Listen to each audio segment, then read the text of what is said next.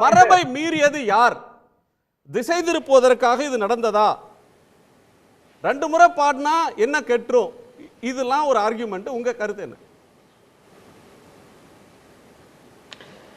அதாவது ஆர்.என். ரவி வந்த பிறகு நடைபெற்று வரக்கூடிய விஷயங்கள் இந்த அரசுக்கும் ஆளுநருக்கும் இடையிலான மோதல் என்று சித்தரிப்பதே முதல்ல அபத்தமானது, அப்பட்டமான திரிபுவாதம். இது மோதல் கிடையாது. ஆர்.என். ரவி தமிழ்நாட்டின் மீது, தமிழ்நாட்டு சட்டமன்றத்தின் மீது, தேர்ந்தெடுக்கப்பட்ட ஒரு அரசின் மீது, இந்த மாநிலத்தின் மீது நடத்துகிற வெளிப்படையான தாக்குதல். இந்த தாக்குதலை மோதல்னு சித்தரிப்பதே அபத்தமானது மட்டுமல்ல, அது பாஜகவின் ஆளுநரின் செயலுக்கு துணை போவதும் கூட. இன்னைக்கு நீங்க எடப்பாடியுடைய அந்த நிலைப்பாட்டை பத்தி சொன்னீங்க, மற்ற அரசியல் கட்சிகள்லாம் இது குறித்து கருத்து சொன்னதை சொன்னீங்க. குறிப்பாக இன்றைக்கு களத்திற்கு அரசியல் கட்சியாக வந்திருக்கிற விஜய் அவர் என்ன சொல்லியிருக்காருன்னா, ஒவ்வொரு முறை சட்டமன்றம் கூடும் பொழுதும் மரபு சார்ந்த செயல்பாடுகளில் ஆளுநருக்கும் அரசுக்கும் இடையே மோதல் போக்கு உருவாவது தொடர்கதையாகி வருகிறது. இது ஜனநாயகத்திற்கு நல்லதல்ல. இந்த போக்கு கைவிடப்பட வேண்டும். மக்கள் பிரச்சனைகள் குறித்தான விவாதங்களே இடம்பெற வேண்டுங்கிறார். இதுவும் அந்த டோன்ல தான் இருக்கு. அதாவது மோதல் போக்கு நடக்குதான், ஒவ்வொரு முறையும் இப்படி நடக்குதான். ஒவ்வொரு முறையும் மோதல் போக்கு நடக்குதா, தாக்குதல் நடக்குதா? நீங்க பொங்கல் விழா என்று ஆளுநர் ஒருங்கிணைத்த விழாவில் தமிழ்நாடு என்கிற பெயரை தூக்குறாரு, தமிழ்நாடு அரசுடைய லட்சணையை தூக்குறாரு, தமிழ் ஆண்டு மாதத்தை குறிப்பிட தவிர்க்கிறாரு. இப்ப இது இந்த அரசு செய்த வேலையா, ஆளுநர் செய்த வேலையா? இதுல இந்த அரசுக்கும் அந்த செயல்பாட்டுக்கு என்ன தொடர்பு இருக்குது? ஆளுநர் அப்பட்டமான ஒரு தாக்குதலை நடத்துறார். திருப்பி 10 நாள் கழிச்சு குடியரசு நாள் விழா நடக்கும் போது அழைப்பிதழ் அதெல்லாம் போட்டுறாரு. அப்ப 10 நாள்ல என்ன மாற்றம் நடந்துச்சு? அதுக்கு அரசுக்கு என்ன சம்பந்தம் இருக்கு? ஆளுநர் செய்யற வேலை அதெல்லாம். ஆளுநரே செய்கிறார் ஒரு தவறை, எதிர்ப்பு வந்த பிறகு அதே ஆளுநர் அதை பின்வாங்கி கொண்டு திருத்திக் கொள்கிறார். பார்த்தோம் நம்ம செந்தில் பாலாஜியை அமைச்சரவையிலிருந்து நீக்கி ஒரு உத்தரவு போட்டார, அதுக்கும் அரசுக்கு என்ன சம்பந்தம் இருக்கு? ஒரு முதலமைச்சருக்கு இருக்கக்கூடிய அதிகாரத்தை இவர் எப்படி எடுத்துக்கொள்ளலாம்? சட்டப்படி அப்படி ஒரு முதலமைச்சர் ஒரு அமைச்சரை நீக்கக்கூடிய அதிகாரம் ஆளுநருக்கு இருக்குதா? இல்ல. கொந்தளிப்பு உருவான பிறகு அடுத்த 1 மணி நேரத்தில் அவரே அதை திரும்ப பெற்றுக்கொண்டார். அப்போ அந்த ஆணையை போட்டதும் அவர்தான், திரும்ப பெற்றுக்கொண்டதும் அவர்தான். ஏன் இதுல இது அப்பட்டமான ஒரு மோதல் போக்கு. இது தாக்குதல், இது மோதல் போக்கு கிடையாது. அவர் இந்த அரசின் மீது ஒரு மோதல் போக்கை கையாளுகிறார். அரசு எந்த மோதல் போக்கை கையாளல.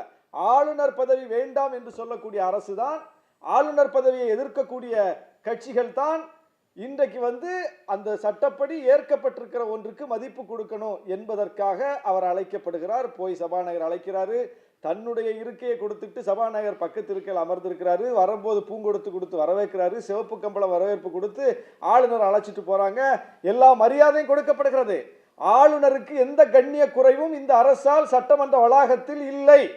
ஆளுநர் தான் கண்ணிய குறைவாக நடந்து கொள்கிறார். ஆளுநர் தான் இந்த மாநில அரசின் மீது தாக்குதலை நடத்துகிறார்.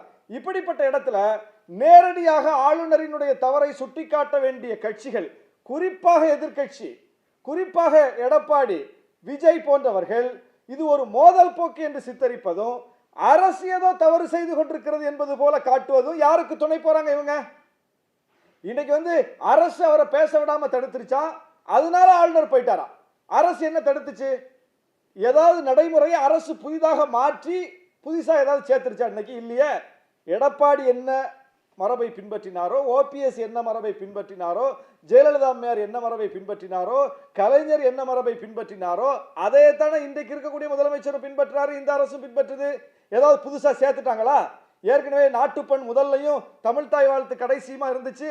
இவங்க தமிழ் தாய் வாழ்த்த முதல்லையும் நாட்டுப்பண்ண கடைசியுமா மாத்திட்டாங்க, அதனால ஆளுநர் கோச்சிட்டு போயிட்டாருன்னு சொன்னா கூட லாஜிக் இருக்கு. அப்படி ஏதாவது செஞ்சிருக்காங்களா? என்ன இந்த அவையில் கடைபிடிக்கப்பட்டதோ அதுதானே இருக்கு. அப்போ இன்னைக்கு கையில இருக்கு இந்த ஆளுநர் உரை.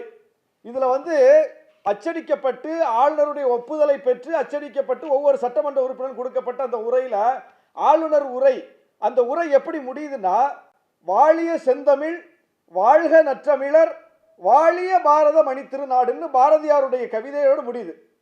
இப்போ அவர் பாரதியாரை எப்படி எழுதியிருக்காருன்னா, வாழிய செந்தமிழ் தான் எழுதியிருக்காரு முதல்ல. அப்புறம் வாழ்க நற்றமிழர்னு எழுதியிருக்காரு.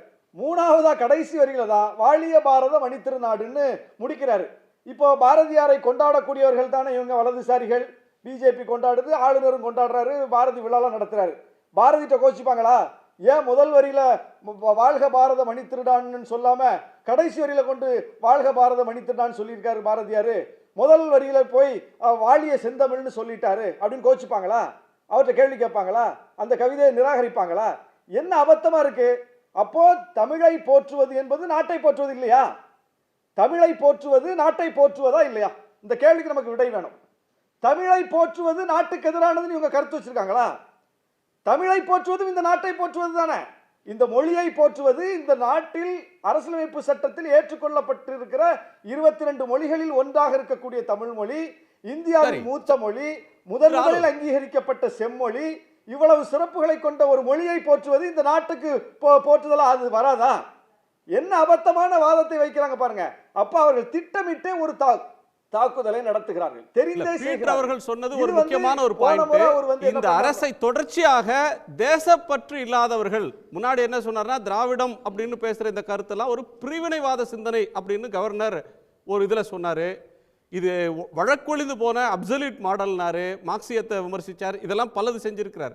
இன்னைக்கு கவர்னர் உரை அப்படின்ற ஒன்றை அவர் விரிவாக படித்திருந்தால் அரசாங்கத்துடைய சாதனைகள் என்ன செய்திருக்கிறோம், என்ன நெருக்கடியில் இருக்கிறோம், ஒன்றிய அரசின் மீதான குற்றப்பத்திரிகை, அதில் சில குற்றச்சாட்டுகள் இருக்கு, இதெல்லாம் வெளியில போகக்கூடாது, மக்கள் மன்றத்தில் பேசு பொருளாக கூடாதுன்றதுக்காக ஆளுநர் இப்படி செய்கிறார். அவருடைய நோக்கம் என்ன இப்படி நடந்துகிறது? அவருடைய நோக்கம் என்னன்னா, இந்த உரையை படிப்பதற்கு அவருக்கு விருப்பம் இல்லை, இந்த உரையின் உள்ளடக்கத்தின் மீது அவருக்கு உடன்பாடு இல்லை, இந்த தமிழ்நாடு தாங்கி நிற்கக்கூடிய கொள்கைகள், அதன் வழியாக நடைமுறைப்படுத்தப்படுகிற திட்டங்கள், இதன் மீதெல்லாம் அவருக்கு விமர்சனங்கள் இருக்கிறது. விமர்சனங்கள் ஒரு எதிர்க்கட்சியாக பிஜேபிக்கு இருக்கலாம். பிஜேபி நீட் வேண்டும் என்று சொல்லலாம், நாம் நீட் வேண்டாம் என்று சொல்லலாம். இது வெளியில நடக்கிற சண்டை. சட்டமன்றத்துக்கு உள்ளேயும் இந்த சட்டங்கள், இந்த திட்டங்கள் குறித்த சண்டைகள் நடந்துகிட்டு இருக்கு. ஆனால் ஆளுநர் என்பவர் அண்ணாமலை அல்ல, ராஜ்பவன் என்பது கமலாலயம் அல்ல. ஆளுநர் என்பவர் இந்த அரசுக்கு கட்டுப்பட்டவர். உச்சநீதிமன்றம் பல வழக்குகளில் மீண்டும் மீண்டும் தெளிவுபடுத்தி விட்டது. இவர்கள் அதை மீறி எங்களுக்கு தான் அதிகாரம்னு சொன்ன விஷயங்கள் எல்லாம் இல்லப்பா, உனக்கு அதிகாரம் இல்லப்பான்னு சொல்லி பஞ்சாப் வழக்கிலையும் சரி பல வழக்குகளையும் சரி நீதிமன்றம் உணர்த்தி விட்டது.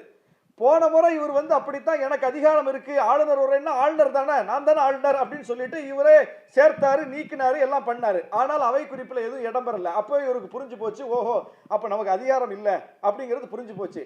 அப்ப நீக்குவது சேர்ப்பது என்பது காமெடியா முடிஞ்சிடும் அப்படிங்கிறது தெரிஞ்சு போனதுனால அந்த காமெடியை போய் திரும்ப நடத்த முடியாதுல்ல. இந்த முறை அதை நடத்தினா திரும்பவும் அவருக்கு அதிகாரம் இல்லை என்பது அவையில் நிரூபிக்கப்படும்.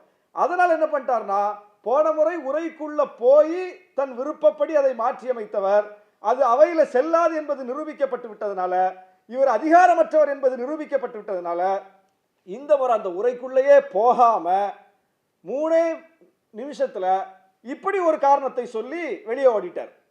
இது ஒரு காரணமா? இது ஒரு காரணம் என்றால் கடந்த ஆட்சி இதை பின்பற்றியதா? சரி, இவருக்கு முன்னால் ஆளுநராக இருந்த பன்வாரிலால் புரோஹித் அவர் எதை பின்பற்றினார்? இந்த நாட்டுப்பற்று அவருக்கு இல்லையா?